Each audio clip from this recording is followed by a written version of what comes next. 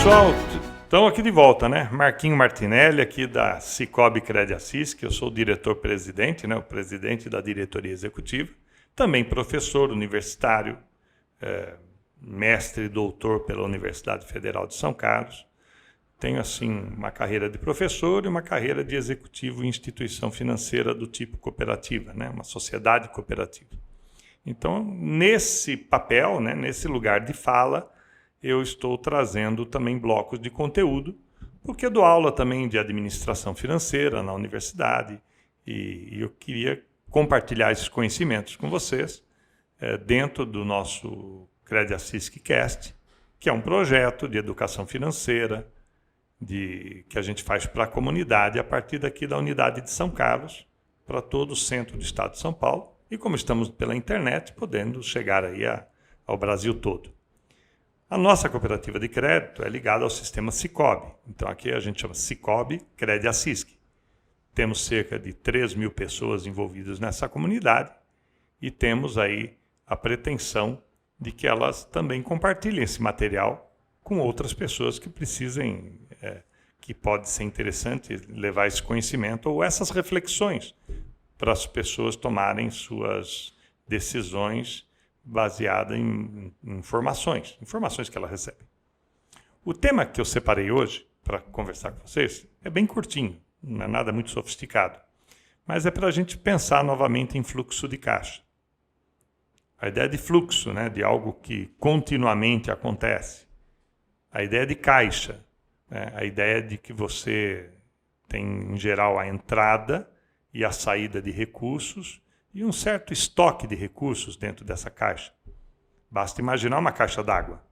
Você tem ali uma entrada de água, uma saída de água pelo consumo e um estoque de água que permite que você continue tomando banho ou bebendo água usando o estoque de água que você mantém e retém na sua caixa d'água.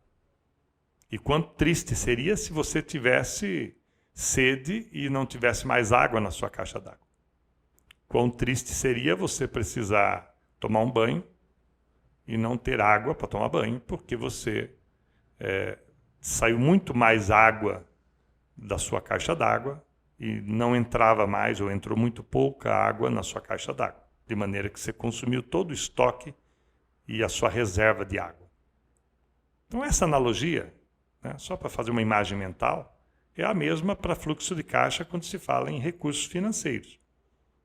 Todos sabem que há uma previsão de entrada de recursos, num certo volume no mês, e uma previsão de saída de recursos num determinado mês. E seria ideal que você, na sua caixa d'água, sempre houvesse uma retenção de um pouco dessa água, ou de um volume de água, um volume de recursos, para que você nunca ficasse sem recursos financeiros no seu dia a dia, ou para tocar os seus negócios. Acontece que isso não pode ser feito instintivamente. Não basta saber, tem que praticar. E quando eu tenho uma caixa d'água, uma reserva financeira, e eu não controlo a entrada de recursos e não controlo a saída de recursos, sejam recursos hídricos, no exemplo da caixa d'água, sejam recursos financeiros, no exemplo de uma instituição financeira, você corre o risco de secar as suas reservas. E é muito triste quando isso acontece.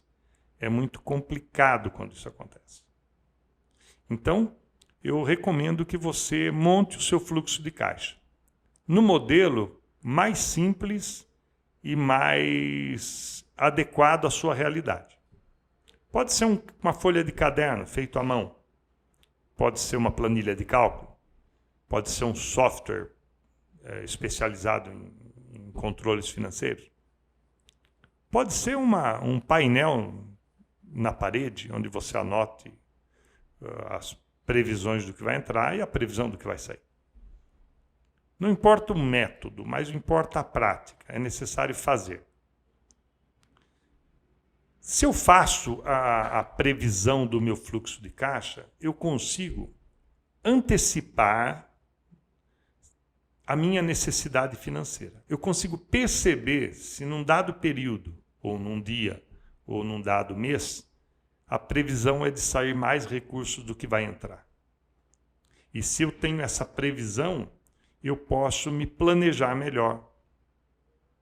Eu posso revisar meus gastos ou as minhas saídas de recursos. Eu posso mesmo buscar novas entradas de recursos. Eu posso estudar alternativas de financiamento ou de empréstimo. Isso com calma, antecipadamente e sem estresse. Tomando decisões não mais emocionais, mas decisões racionais. Mas para isso tem que trabalhar antes. E há algumas vantagens quando a gente trabalha antes. Quando você trabalha antes, por exemplo, negociando um empréstimo para o seu negócio ou para as despesas familiares, você pode fazer cotação de taxa, atualizar seu cadastro, separar a documentação, reduzir tarifas desse contrato,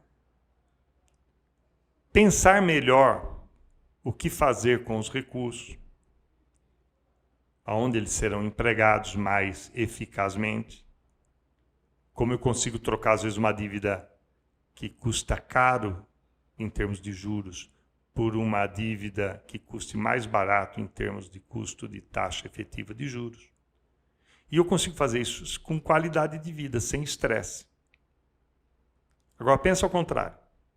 Se a vida vai sendo tratada sem planejamento, sem antecipação dessa visão de que me vai faltar dinheiro, eu faço isso na emergência, correndo, precisando muitas vezes de favores de terceiros e quase sempre numa situação de estresse, tendo que resolver no dia ou nas próximas 24, 48 horas.